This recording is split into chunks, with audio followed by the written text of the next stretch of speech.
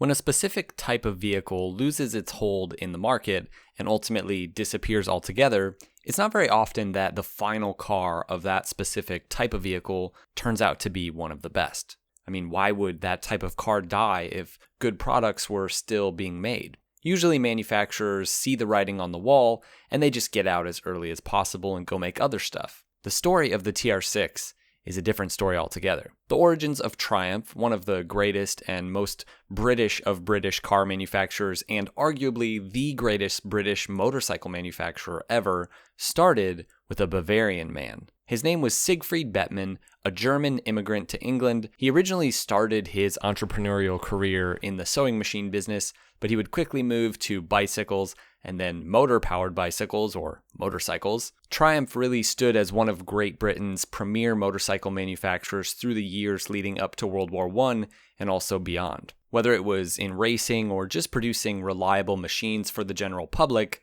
Triumph really stood out, and later on the company would be known for making the absolute coolest motorcycles in the world before their demise in really the 70s. But in this video we're talking about Triumph cars. Triumph's first foray into four-wheeled production came in the early 20s with the purchase of the Dawson Car Company, and that would result in a two-seater powered by a 1.4-liter straight four. In the 30s, Triumph motorcycles, bicycles, and cars would all become separate companies, all under different ownership. Some successes were achieved prior to World War II on the automotive side, and the company did make some rather unique vehicles, but there's no denying that while the Triumph motorcycle brand grew and thrived and really made a name for itself, Triumph, the car company, struggled to really find their place in the market. After the war, they began adding sports cars and specifically roadsters to their lineup, with initial offerings really being roadsters in look and name only. They weren't competitive in terms of performance, and they really just weren't compelling to the general public, as iconic and superior sports cars like the Austin Healey 100 and Jaguar XK 120 really took over. But with the TR series, the company would begin to really find its mark. The TR2 was a massive upgrade from their original Roadster, both in terms of performance and also design. The 50s was really a new era. The general public were more conscious of car styling, and they expected something great, even if it was a smaller, more affordable car. The whole business had just moved on from merely utilitarian needs. Everybody wanted a car that looked cool. So the TR2 did something really genius. It was a car meant to compete in a different segment of the sports car market than that of the big, luxurious Healeys and Jaguars. This car was meant to compete with the smaller, more affordable Morgan and MG offerings. But it had a sort of pizzazz to it, and it really looked like a baby Jaguar with all of its big, sweeping lines. But the secret sauce was really in the mechanics. See, the performance really was beyond that smaller Roadster segment, and that's what made the car stand out and what would make it stand out all the way to the end when the TR6 would be released. The 2-liter, 2,000-pound Triumph TR2 with its straight 4 made around 90 horsepower. For reference, MG's flagship A model came out later than the TR2 and the TR3, and it only made 68 horsepower from its 1500cc straight 4. And by the time it was out, Triumph's TR3 was making well over 100 horsepower, in some ways putting it up in the bigger class of British Roadsters. The TR2 and later TR3, which was essentially a more refined version of the car, they were sort of in a middle class in the British Roadster market. Not quite as powerful as, say, a big Healey, but far beyond the standard offerings from the likes of MG, at least in terms of performance and speed. Because of this, the TR line would begin to take hold in the United States, setting up the company for its long-term business strategy, really exporting cars, much like the rest of the British car and motorcycle industry through the 50s and 60s. They were just pretty much all exporting. Coupled with the increase in performance, the TR3 would also be the first mass-produced British car to feature things like disc brakes. The TR3 was a surprising little car, proving to be a real competitor to MG, especially as sort of an everyman sports car. It was like the smart man sports car. Maybe not as pretty as an MGA, but man did it perform. It had amazing success both privately and also under Triumph's own homologation racing in hill climbs and endurance races. But as the 50s came to a close, many of the British companies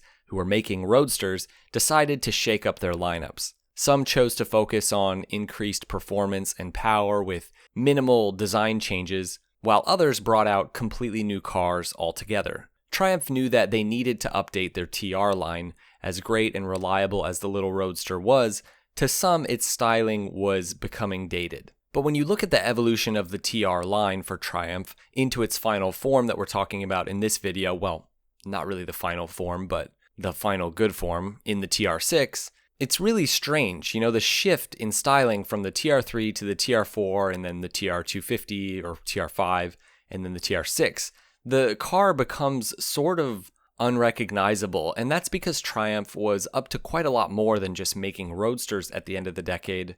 International influences were coming into the British market. I mean, look no further than Jaguar's styling changes. There's a reason that Enzo Ferrari said that the Jaguar E-Type was the most beautiful car ever made, and that's because it kind of looked Italian. But perhaps the most influential car on the next TR Roadster design, and then also on the TR6, would be a car known as the Italia. I feel like people don't talk about this car enough in regards to the TR6, but I feel like it was very influential. Taking the chassis of the TR3, Triumph partnered with Italian designer Giovanni Michelotti to plan out the overall style of a new, luxurious sedan. With Vignale in Italy planning to produce the coupe, the goal was to design a car that could provide the wonder of a Maserati or a Ferrari really at a fraction of the price. Very few Italias were produced during its short run, but the important thing to understand is the simple, elegant design language and, of course, the Italian designer Michelotti himself. If you were to try to turn a TR3 body into a TR6, you'd have a lot more work and a lot more changes to make than if you were to take, for example, an Italia and turn it into a TR6. And this really shows, in my opinion, as we'll see, the Italian influence on this car. Now, the next iteration of the TR Roadster was called the TR4, and it was essentially an entirely new sports car for Triumph. With completely reworked design, coupled with four-wheeled independent suspension, the car was meant to be released by the end of the 50s, but it wasn't in production until 1961. The car was codenamed Zest in its prototype phases, and the styling was really straight from the mind of the Italia, that is Giovanni Michelotti. And he took the more straight and square lines of the Italia, and he applied them to the Roadster formula while retaining some of the original TR3 identity, especially up front. Under the hood, the TR4 retained the classic British, straight four setup. There were talks of a new inline six, but instead they went with a version of the TR3's four-cylinder engine, which had been used in racing. Interestingly enough, the 6 wasn't hairy-chested enough to be in the TR line, according to the people working on it. You'd think that a big 6 would be more powerful, but that wasn't always the case with British Roadsters. The 4 was really always the sweet spot for these loud, growly Roadsters from the 50s. And when these cars would switch to inline 6s, as with the big Healey's for example, they did often lose a bit of sort of their edge. So going with a larger 4 seemed to make sense for Triumph in keeping with their identity, though on paper, it was really no faster than a TR3. Now, the partnership between Triumph and Giovanni Michelotti is one of the more unexpected collaborations in automotive history. Prior to his work with Triumph in the late 50s, starting with cars like the Herald and of course the Italia, Michelotti worked almost exclusively for Italian manufacturers, designing cars like the Maserati 3500 GT and a whole bunch of other cars. His work with Triumph and ultimately a bunch of other Leyland companies would bring him even further into the limelight, and when all was said and done, he would go down as one of the most prolific automotive designers of the 20th century. Now, in 1973, Alan Dick, who was the managing director for Triumph, describes what it was like working with Michelotti on the Triumph TR4 design and how Michelotti could sort of just design cars on the fly, like with a pencil and paper. He just had a knack for taking your ideas and putting them really quickly and easily into an appealing design. Dick was having a discussion with Michelotti at the Earl's Court show, pointing out to him how all of Michelotti's designs, whether with Ferrari or Maserati or Alfa Romeo, they were all thoroughly female, a lot of curves. And Dick wanted his new Triumph Roadster to be masculine, more brutal. And the result was the TR4, which was designed to look like a boxer. And by boxer, I'm not talking about the Porsche, that would be Boxster, or the guy who punches people. No, this was designed to look like an English boxer.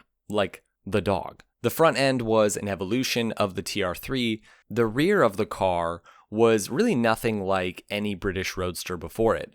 It was, well, straight or rectangle. Prior to this point, big British Roadsters were curvy through and through, though maybe with the exclusion of a car like the Sunbeam Alpine. But when you look at an Austin Healey 3000 or an MGA or even a Jaguar E-Type for that matter, these cars really don't have a straight line on them. But here was a British Roadster that had the face of a boxer and overall was just quite boxy. Around the time of the release of the TR4, Triumph found themselves in need of help. The money just wasn't there for various reasons. So Leyland Motors, which would later become British Leyland, stepped in and bought the company. In the end, British Leyland would prove to be far too reaching for its own good, and, coupled with poor management and constant internal struggles, it's safe to say that they never really allowed Triumph or any of the companies that they managed to reach their full potential. But that is another story for its own time. Now, despite the more modern styling and innovative features, the Triumph TR4 there's no Honda Civic. About 40,000 units were sold during its 5-year run, which is about half of the TR3s that were sold during its run. The new Roadster was supposed to be better looking and was supposed to sell more, but it really wasn't living up to its expectations. Now, it doesn't help that, in general, the idea of a big, fast British Roadster was somewhat on its way out as the 60s waned. Sure, there were the Spridgets, which were incredibly popular through the 60s, and of course cars like the MGB dominated the British export market.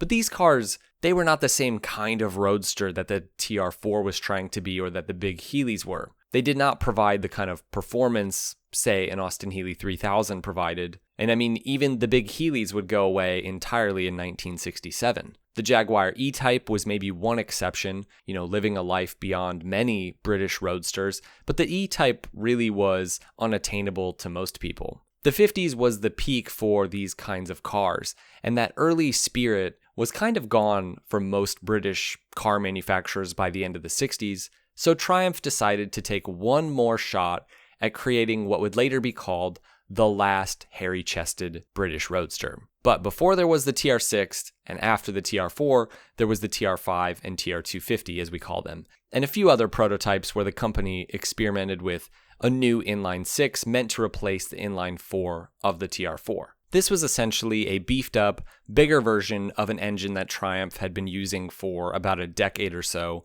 but the technical improvements of the TR5 or the TR250, as it was sold in America, over the TR4 just weren't enough. Sure, horsepower was 150 for the petrol-injected English version, and still just over 100 horsepower for the American version.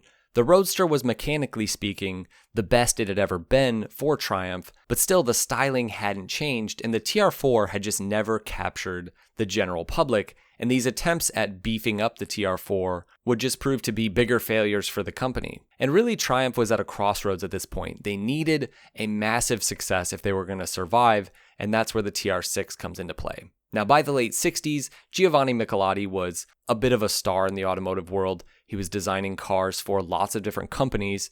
Sure, he was still at this point the mind behind most of Triumph's designs, but Triumph felt that this new model needed something different. Now, stories vary. Some say Michelotti was just too busy to do the TR6.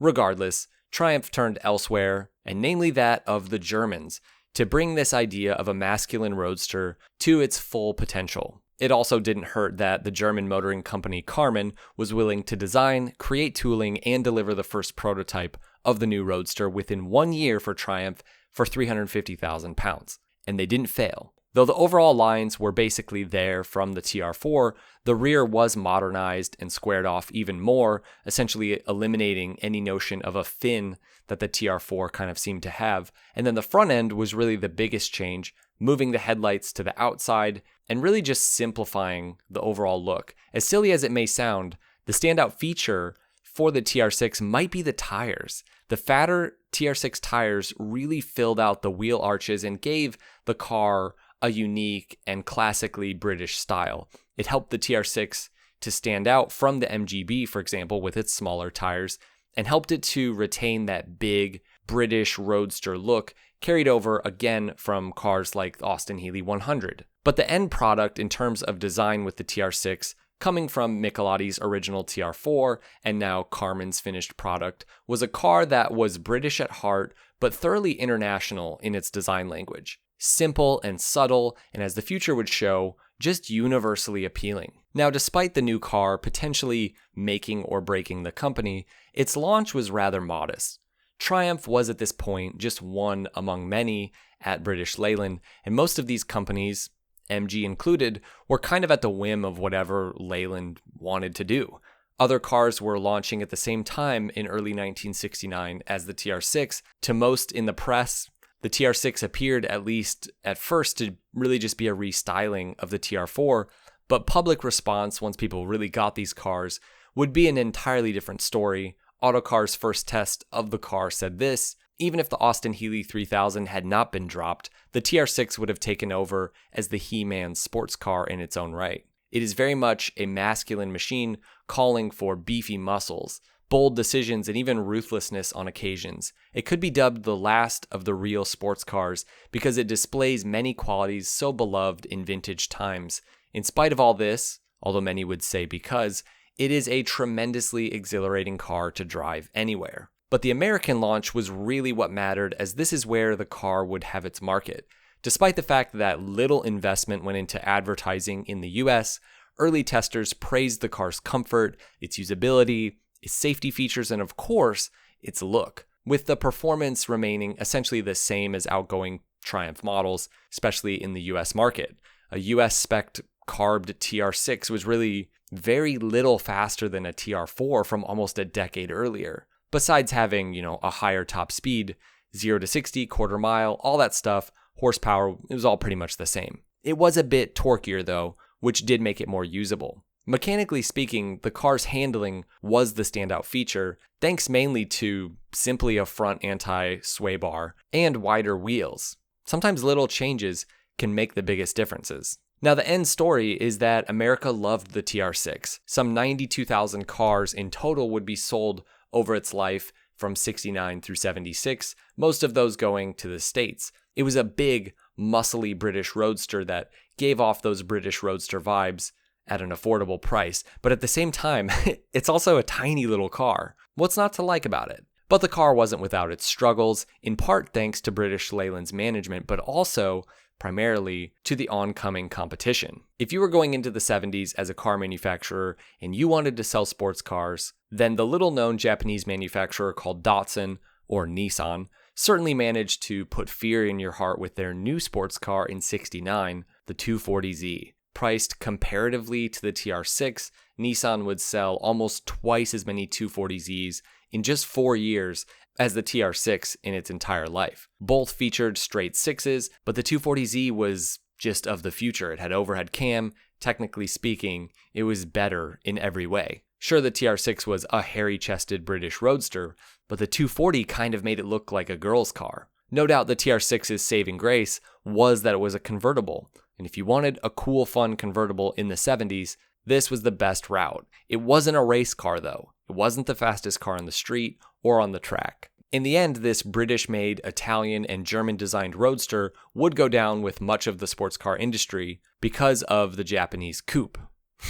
Strange times. I think the TR6 is a lesson for manufacturers today. Sometimes a certain type of car or vehicle goes out of style or out of vogue, not because it's a bad formula or because people don't want this type of car. Sometimes it's the cars themselves that are offered that just aren't resonating anymore. At the very time the TR6 was released, people were talking seriously about the death of the convertible. The British Roadster era was pretty much over. These cars were considered to be impractical, too dangerous. Who wants them? Well, as we'd see later on, the convertible itself wasn't really the problem. It was the lack of inspiration within that market to either make cool, affordable options or just new, interesting models. The Triumph TR6 is really an enduring classic, but it's also a unique classic. It's hard to put it in a segment because it sort of outlived its own genre. Sometimes a car is so good and so compelling, it kind of transcends its own place in the market and lives well beyond its competition, and that would be the case with the Triumph TR6, with its old British formula presented in a new way for a new generation thanks to its international influences. Now, I want to give a big shout out to the amazing book by David Knowles, Triumph TR6, The Complete Story. If you guys like Triumph or British car history, or maybe you like TR6s or you want to get one someday, get this book. Much of the research in this video comes from that awesome resource, so I'll put a link to the book in the description below. All right, I hope you guys enjoyed this video. The TR6 is one of my favorite cars ever, so hopefully someday I can get my hands on one, and if I do, I'll show it to you guys. Maybe this video will get 5 million views and I can just take the ad revenue and buy a TR6 with it. That would be cool. All right, see you guys in the next one. Subscribe if you like the content. There's more coming. Drive safe.